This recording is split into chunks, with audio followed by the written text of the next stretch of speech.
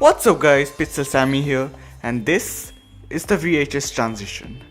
Now basically VHS transition is a kind of a old film transition with a bit of grain and some shake and some in-camera shake or something like this. And I have typically not seen exactly this kind of transition on the internet or used by anyone else, so I thought why not make it my own. So I made a new transition and I call it the VHS transition. Now the best places to use this transition is probably nighttime videos or videos which has a bit of darker shade or a darker tone in it.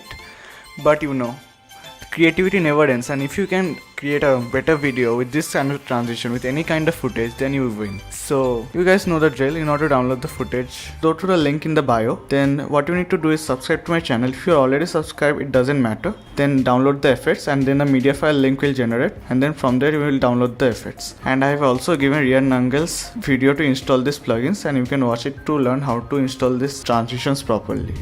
Thank you so much for watching guys, hope you have liked my video, and if you are into cinematography, photography and filmmaking and all those other stuff, then my channel is just for you. And if you like my content and if you like the stuff I do in my channel, then please consider subscribing to my channel and press the red button and the bell button. And with that being said, this is Pixel Sammy signing out. Peace out.